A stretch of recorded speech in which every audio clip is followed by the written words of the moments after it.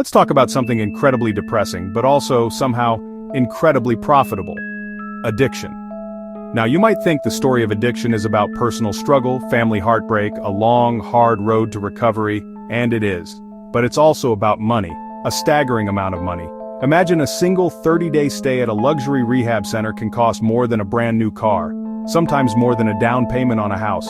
Prices can soar past $60,000, $80,000, or even higher for a month of treatment.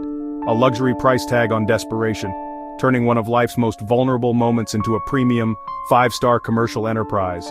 Show Serenity Peaks Wellness Retreat. This isn't niche. The U.S. addiction treatment industry is valued at over $42 billion a year. Let that sink in.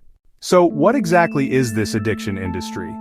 It's not just one thing. It's a sprawling, interconnected web of for-profit entities that make money from every stage of the addiction and recovery process. It's a beast with many heads, all of them hungry for cash. At the top you have the pharmaceutical giants, companies that sometimes create the problem with aggressively marketed, highly addictive medications. They convince doctors that their new pill is safe and non-addictive, right up until the moment it isn't. They draw the blueprint for a crisis others will profit from. Then you have the vast, loosely regulated world of treatment centers. Luxury, resort-style rehabs, yoga, equine therapy, Malibu-style. Bare-bones private clinics, operating out of suburban houses. These centers charge astronomical fees. Private counselors, interventionists, sober living homes, each taking a slice of the financial pie. An ecosystem built to capture multiple revenue streams from the same vulnerable people. Less coordinated healthcare, more chaotic gold rush marketplace. Ancillary services turn crises into upsells.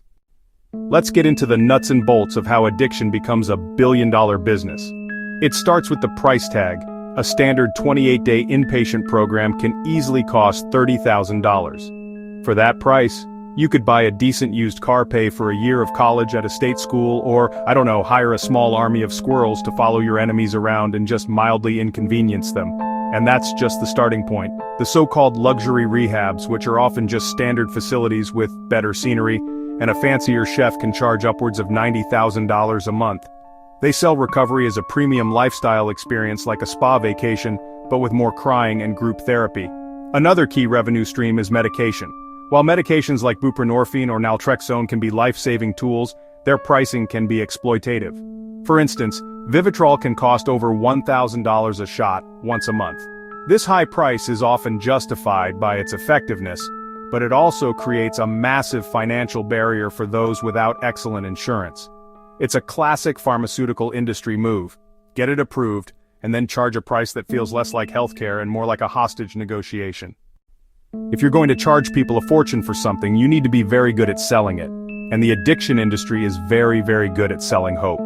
Their marketing often reads like a late-night infomercial. They promise miracle cures. They promise guaranteed success. They promise revolutionary breakthroughs. Rehab websites are full of smiling, diverse groups on a sun-drenched beach. The message, come here, pay us, and you can be photogenically happy. It's emotionally manipulative, preying on desperate families. These claims are often unsubstantiated. Those numbers are almost always fiction. How do they get there? Creative math. They count only program completers. They ignore anyone who left early. Or they define success as being sober on the day of discharge. That's like calling a marathon won after the first 100 yards. There's no standardized way to measure success. Centers can print whatever looks best on a brochure.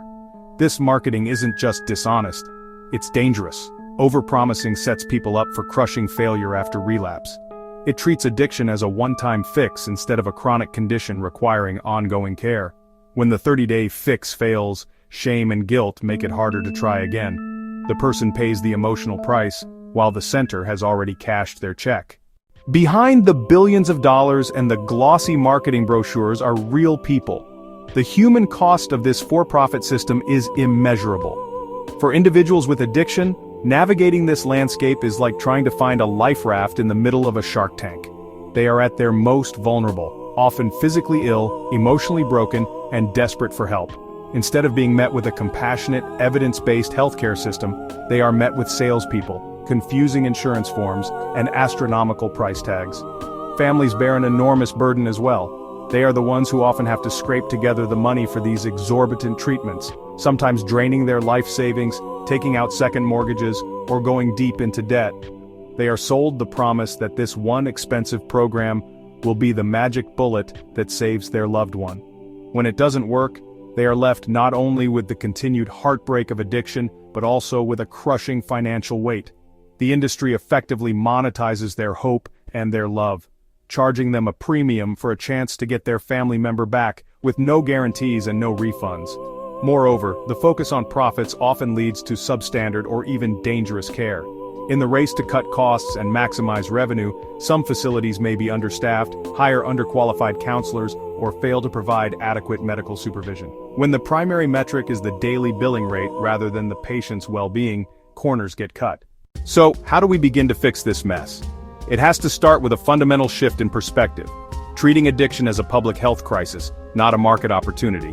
This means prioritizing people over profits. A crucial first step is demanding greater regulation and oversight. We need national standards for addiction treatment. What qualifications should counselors have? What constitutes evidence-based care? How should success rates be calculated and reported? We need trained staff and standard measures. Next, tackle cost and accessibility. Treatment for a chronic disease should not be a luxury item. Move towards a single-payer system covering addiction care, or enforce mental health parity laws aggressively. Fund public treatment options so everyone has access to quality care. Make getting help easy and affordable, not a money grab. Reward centers for long-term patient outcomes, not days filled. Profit tied to recovery changes incentives. Change how insurance pays, move away from fee-for-service. Move toward value-based care. Reward centers for long-term patient outcomes. Preventing relapse becomes good business. This requires a cultural change. Stop treating addiction as a moral failing. See it as a complex chronic brain disease requiring long-term compassionate care. That shifts the conversation from punishment and profit to sustained care and recovery.